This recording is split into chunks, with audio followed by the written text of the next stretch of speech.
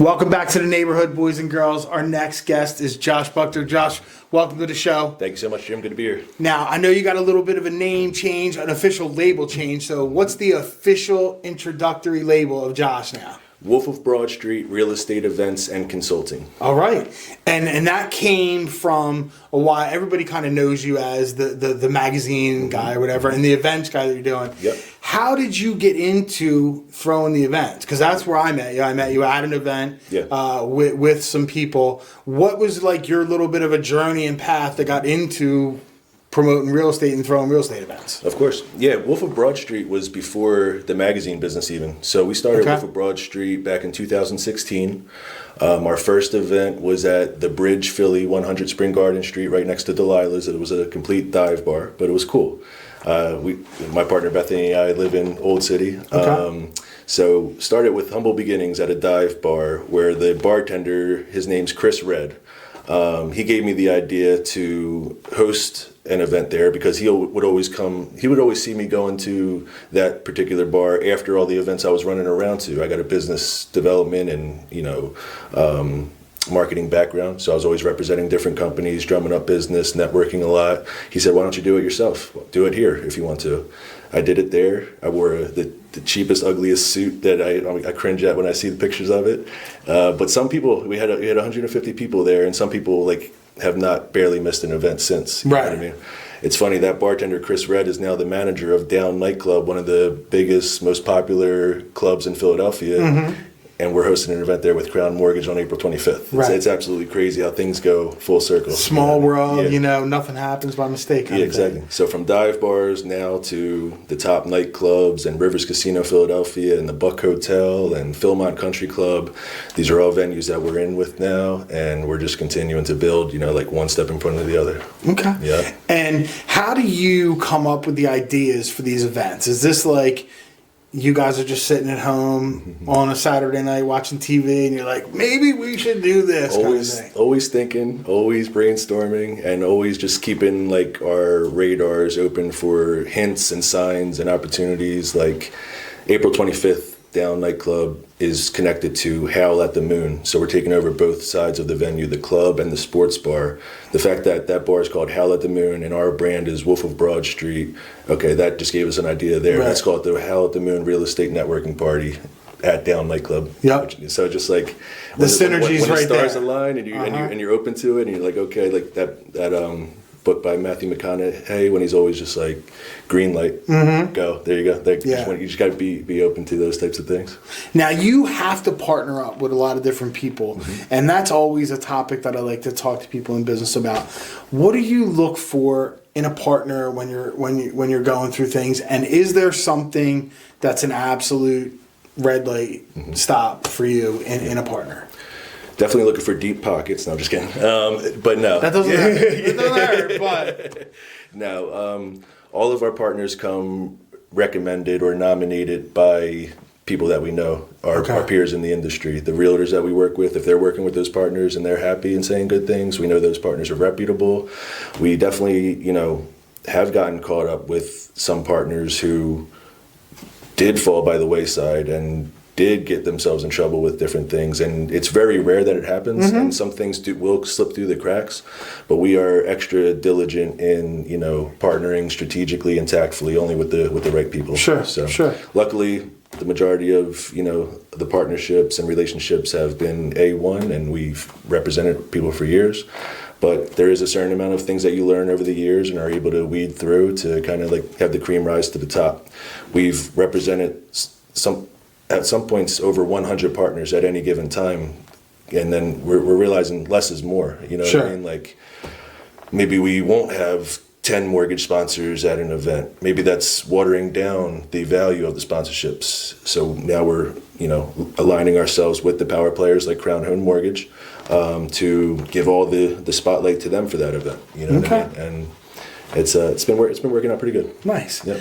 I love people's like early history. So give me some of the jobs you did, high school, out of high school. What's some of the things you did in life to make money that brought you to this? Because most people are like, I waited tables for a while. I delivered pizza. And like, oh, well, that's why you can deal with people like that, because you were like that. So what are some of the things you did early on in your life? Yeah, so I've been a work hard, play hard guy since I was 14 years old. Okay.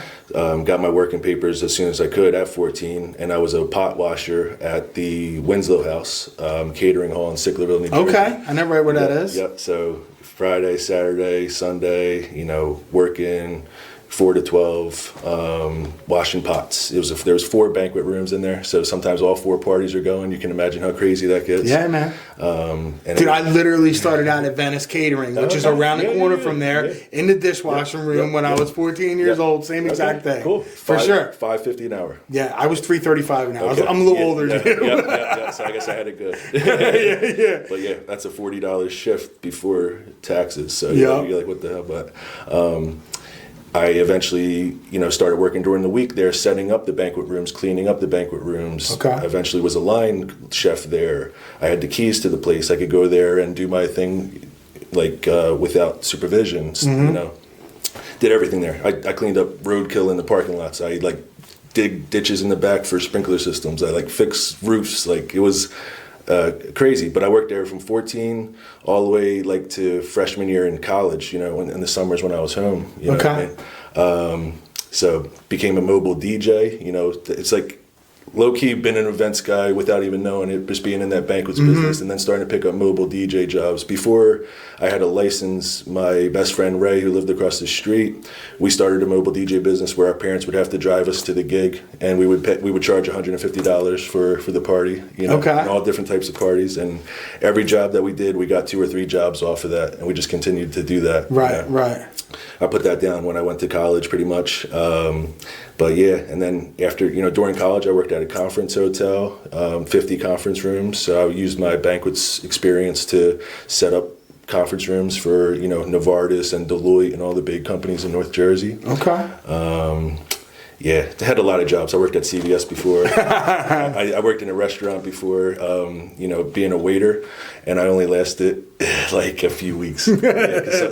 Somebody flipped on me because the food came late, and then the boss flipped on me, and I just couldn't take that. Yeah. You know what I mean? So I actually walked off that job. I didn't know you were a South Jersey dude. I thought you were a Philly guy your whole life. So my mom's from Kensington, my dad's from Frankfurt. We have deep roots in Philly. I was born in Mayfair, Wissanoming section. We moved when I was 8 years old to Sicklerville, New Jersey, so not too far from Philly. And that's where I was brought up, in Wyndham Hill. You went to Edgewood, was it Winslow High? I graduated from Winslow, but I started out with Edgewood. Okay. You know what I mean? Yeah. Okay. So graduated 2005. Okay. Yeah. Nice. And so are you tight with Ray DeRosa? Not really. Rings a bell though. Ray was the wrestling coach there for a while. He owned the Tannsboro hockey thing or whatever. Because Ray was really tight with Keenan, who also worked. That's why I was putting it together. Keenan's one of my best friends too. Yeah. We grew up in the same neighborhood. Yep. But I graduated a year ahead of Jordan Burroughs. Okay. Who was the Olympic Sure. champion. Yep. So. Yeah. Awesome. Yeah. And then what made you go back over the bridge? What made you leave South Jersey and go back over there? Yeah, right after graduating from college, I did a summer in Ventnor with a bunch of my friends, and then, kind of had to find out where I wanted to go, because it was just an animal house, you know what I mean? Yeah. So I found a job. I was actually working as a landscaper after college with a degree in finance, because I couldn't get a job at the. It was a hotel in Cape May, the Congress Hall. Okay. I was doing landscaping there, looking for a better opportunity. Constantly scrubbing Craigslist and Monster.com, looking for something, and I found a Craigslist ad for a credit repair consultant in Old City, Philadelphia. Okay. And I went on the interview. I felt like I got the job. I was broke. I was happy. I was walking out of the place, and my car was towed. Man. So I had to basically spend rent money to go get my car out, but at least I had a job. And then I took up a room in one of my childhood friends' house. He was living 25th and Perrott Street in the Art Museum area. Nice neighborhood, but the room was super small. It was Mm-hmm. it was like his back office. So you basically put the futon down and it hit both sides of the wall. Gotcha. Paying $300 a month to rent. Hey. That's where I started 2010, 2011. That's how I got back to Philly. That's awesome. That's awesome. All right, we're gonna go with some mindset stuff. What do you do on a regular basis to keep your calm, to become a better person? Whether it's podcast or meditation or whatever. What do you do to become the best version of Josh?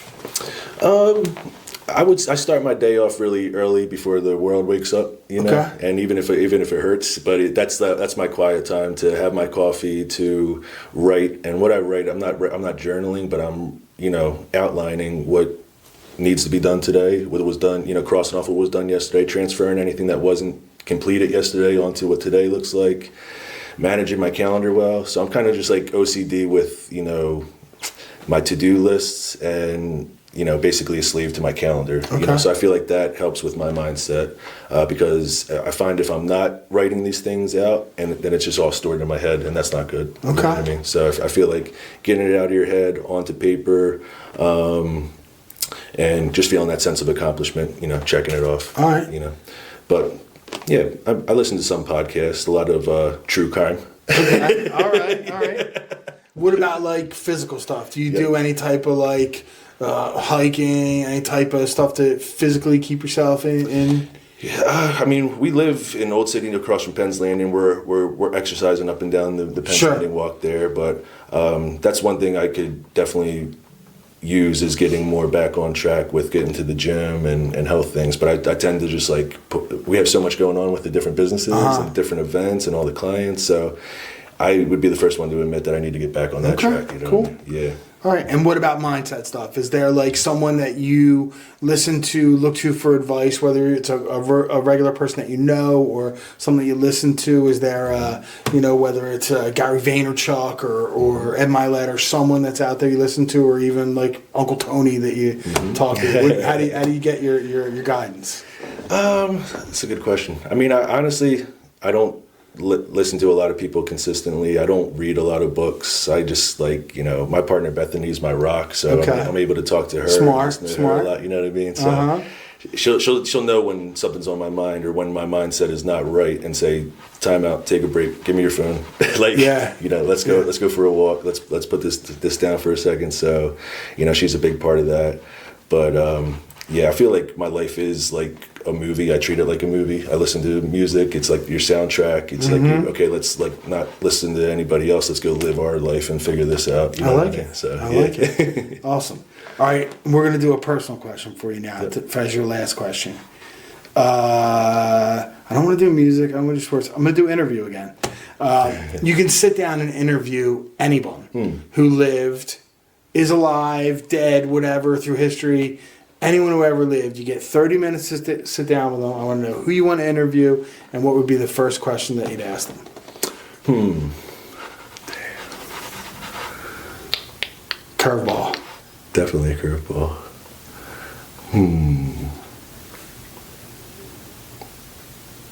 I don't know. I think it'd be interesting to interview Jordan Belford. You know what I mean? So sure. The Wolf of Broad Street could meet the Wolf of Wall Street. Yeah, I think that'd be pretty epic, and that's some synergy right there for sure. He's still around, so it could happen. You know what I mean? He still is. Yep. But I would ask him, what would he suggest somebody does if they want to like really completely 180 themselves and their whole situation? Because I feel like he spun out of trouble and basically stepped in shit, came out smelling like roses. Yeah. You know what I mean? Saying more than once. More than I once. think. More than once. So just, because you got to be a certain type of savage to do that. And you got to be a certain type of businessman and be savvy to do it. And, it's all marketing. No matter what we do, if we're selling penny stocks or you're, slinging mortgages or you're hosting events, it's just like, you have to market yourself in a way that's able to be have some longevity to it. Yeah. There's going to be bumps along the way, and things that throw you sideways or set you back, but it's about how you bounce back and level up and become the better version of yourself. So, love it, man. Yeah. Josh, thank you so much for coming by. Thank you, Jim. We're going to take a break right now. We're going to come back and have some special talk with Josh about things that are coming up in the future.